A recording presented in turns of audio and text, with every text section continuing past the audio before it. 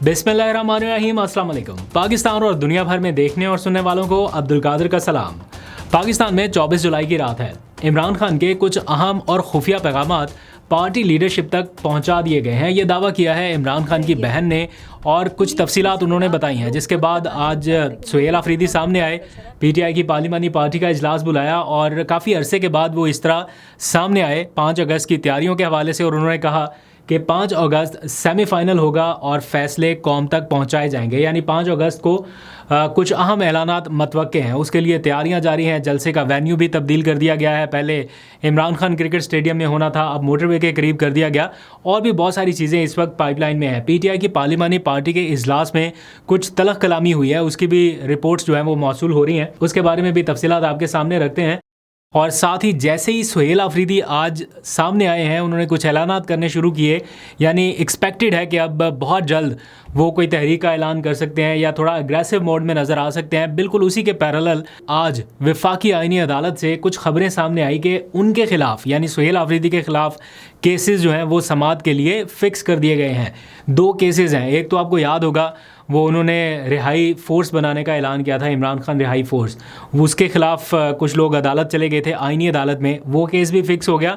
एक और केस भी है। दोनों की तफसीलात आपके सामने रखते हैं, लेकिन पहले ज़रा पीटीआई कैंप की सूरत डिस्कस कर लेते हैं। पाकिस्तान तहरीक इंसाफ ने नो डाउट इस वक्त कुछ तैयारियों को तेज़ कर दिया है। ये अलग बात है कि सारे कैंप्स अलग अलग तैयारियाँ कर रहे हैं। तहरीक तहफ़्फ़ुज़ आईन पाकिस्तान अलग है, पाकिस्तान तहरीक इंसाफ बतौर जमात अलग ऐलानात कर रही है, सुहेल आफरीदी बतौर वज़ीर आला अलग ऐलानात कर रहे हैं, इमरान खान की बहनें अलग किसी जगह पे बैठ के मीडिया से बात करती हैं।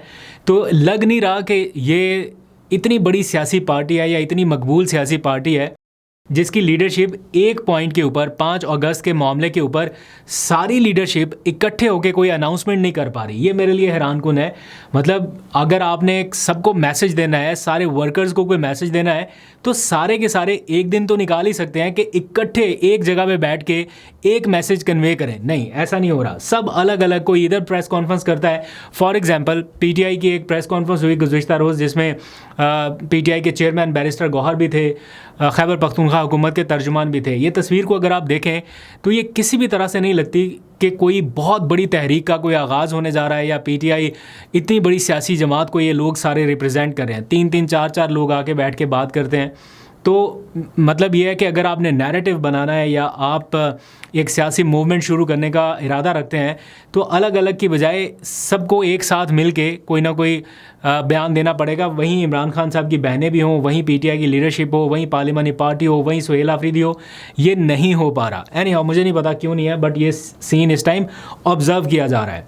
हो सकता है कि ये स्ट्रैटेजी का हिस्सा हो, इसको भी ज़रा बेनिफिट ऑफ डाउट देते हैं, या हो सकता है कि सारे अपनी अपनी जगहों पे मसरूफ़ हों, तैयारियां कर रहे हों। इसलिए आगे बढ़ते हैं। आज एक और ख़बर सामने आई। इमरान खान की बहनों ने यह दावा किया कि उन्होंने इमरान खान के कुछ अहम पैगामात, जो कि कुछ ऐसे जो कि पब्लिकली दिए जाने मकसूद थे, वो पब्लिक में दे दिए, और कुछ जो निजी तौर पर कन्वे किए गए थे कि जनाब ये मैसेज पार्टी की फ़लाँ लीडरशिप तक पहुंचा दिए जाए, जिन्हें खुफिया पैगामात भी कहा जा सकता है, सीक्रेट मैसेजेस भी कहा जा सकता है। वो कह रहे हैं कि वो सारे मैसेजेस अब लीडरशिप तक पहुंच चुके हैं।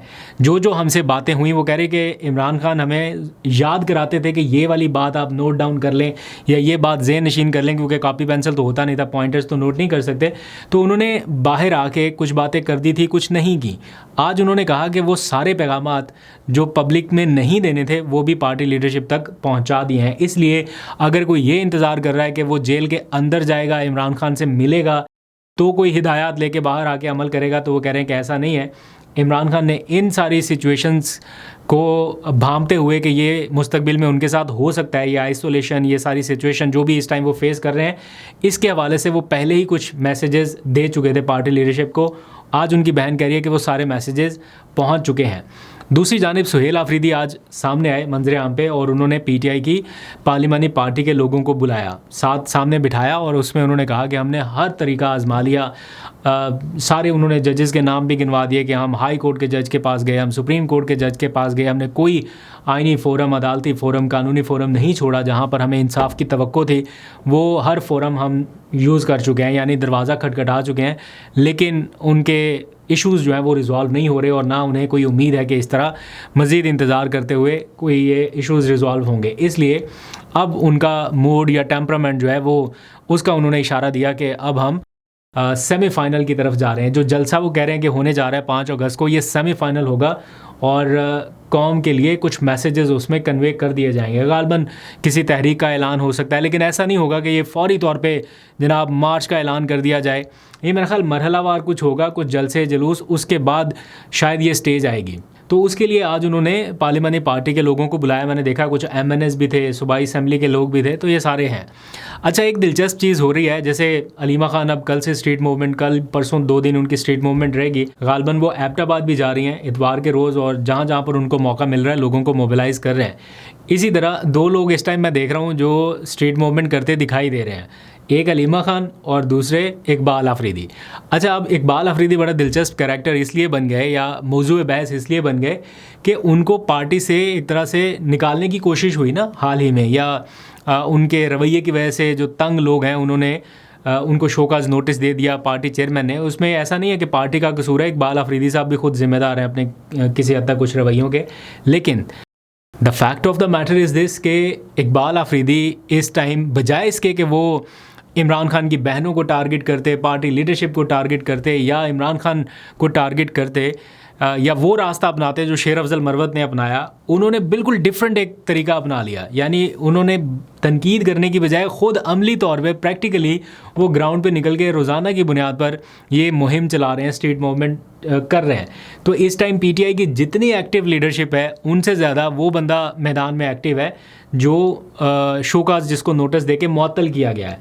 तो बहरहाल एक एक बंदा जो है वो फ़र्क डालता है। तो ये बड़ा एक दिलचस्प कंपैरिजन था। अच्छा, अब आ जाइए ज़रा अदालती कार्रवाई के हवाले से थोड़ी सी बात कर लेते हैं, क्योंकि आज इमरान खान से मुतालिक सुप्रीम कोर्ट का वो फैसला आ गया जिसके ऊपर सबकी नज़रें थी। पाकिस्तान तहरीक इंसाफ ये कोशिश कर रही थी कि अलकादिर ट्रस्ट केस में इमरान खान की ज़मानत का मामला आईनी अदालत ले जाने की बजाय सुप्रीम कोर्ट में फ़िक्स हो जाए। लेकिन आज सुप्रीम कोर्ट ऑफ पाकिस्तान ने ये फ़ैसला सुना दिया कि नैब के केस में ज़मानत का मामला भी अब वफाकी आईनी अदालत जाएगा। यानी हुकूमत की जानिब से एक कानून साजी की गई, एक तरमीम की गई, लेकिन उस तरमीम में भी हुकूमत से एक चीज़ मिस हो गई कि नैब के मुलज़म की ज़मानत का मामला सुप्रीम कोर्ट सुनेगी या फिर वफाकी आईनी अदालत। तो इस मामले पर जब केस आर्गूमेंट हुआ तो अटॉर्नी जनरल ने इस बात को तस्लीम किया कि कानून में हमने ये चीज़ मिस कर दी, यानी कानून में ये चीज़ मौजूद नहीं है कि सुप्रीम कोर्ट ये केस नहीं सुन सकती। तो आज जब फैसला सुनाया गया उस मामले का, तो बहुत सारे लोग ये एक्सपेक्ट कर रहे थे कि सुप्रीम कोर्ट ये कहेगी कि चूँकि कानून इस हवाले से खामोश है, लिहाजा सुप्रीम कोर्ट इस मामले को सुन सकती है। लेकिन सुप्रीम कोर्ट ऑफ पाकिस्तान ने सरप्राइजिंगली ये मामला आईनी अदालत के सपुर्द कर दिया है। सो इमरान खान साहब की ज़मानत का मामला अब आईनी अदालत की जानिब जाता दिखाई दे रहा है। तो PTI इस मामले को ऐसे समझ रही है कि उनको रिलीफ मिलने के इम्कानात तकरीबन ना होने के बराबर हैं। इस्लामाबाद हाई कोर्ट से ये मामला आईनी अदालत की तरफ जाएगा, इस्लामाबाद हाई कोर्ट से उनको रिलीफ मिल नहीं रहा, आईनी अदालत में जाएगा, वहाँ से पक्की स्टैंप लगने के बाद ये मामला और ज़्यादा गंभीर हो जाएगा। यानी प्रेशर PTI के ऊपर और इमरान खान के ऊपर रहेगा। इसी के साथ साथ 2 खबरें और। वफाकी आईनी अदालत ने सुहेल आफरीदी के हवाले से 2 अहम केसेस को समाअत के लिए मुकर्रर कर दिया है।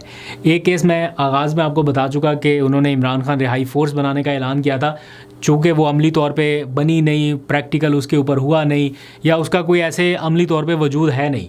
बट उसकी रजिस्ट्रेशन ओपन जैसे ही हुई तो फ़ौरन ही कुछ लोग आईनी अदालत चले गए कि जनाब ये पैरेलल एक फ़ोर्स बना के कोई मुकाबला करना चाहते हैं समहाउ। तो उन्होंने अदालत से कहा कि इसके ऊपर नोटिस लीजिए और उनको मुअत्तल कीजिए, समहाउ जो भी ऐसी इस्तदा उन्होंने की।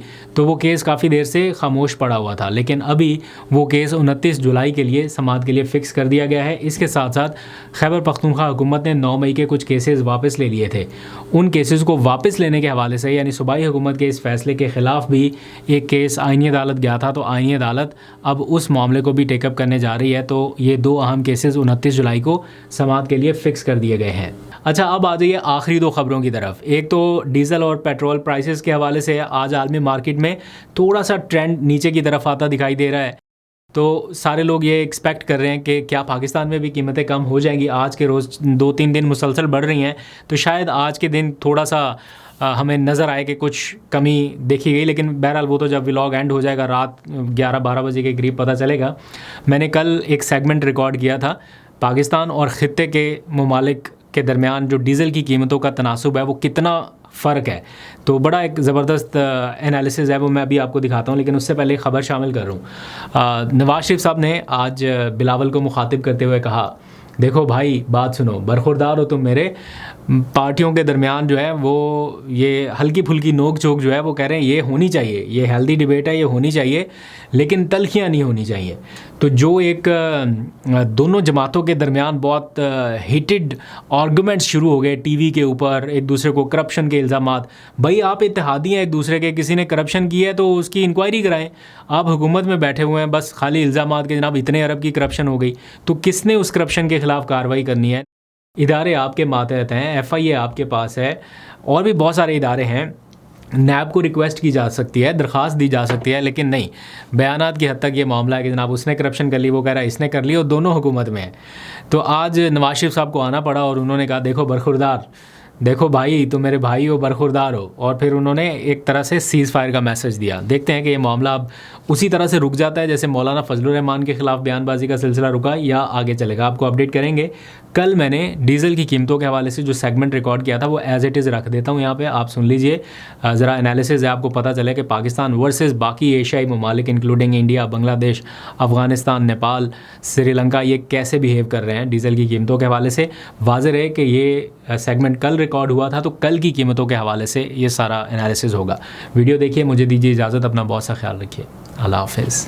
माहिर मईशत है फ़रूख सलीम साहब, उन्होंने बड़ा ज़बरदस्त यहाँ पे कंपैरिजन किया है डीज़ल प्राइसेस का, यानी एशियाई ममालिक के दरमियान एक कंपैरिजन किया है। मैं जल्दी से आपके सामने रखता हूँ डिटेल्स। वो कहते हैं अफ़गानिस्तान के साथ उन्होंने बड़ा दिलचस्प कंपैरिजन किया।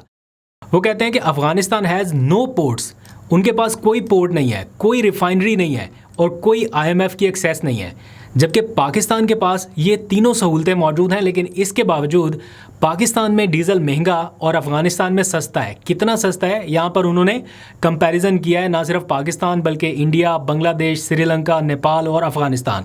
यहाँ पे ज़रा आप तफसील से देखिए, मैं आपको दिखाता हूँ। यहाँ पे उन्होंने जो कंपैरिजन किया है डीज़ल प्राइसेस का weekly change across south Asia, वो कैसे हो रहा है।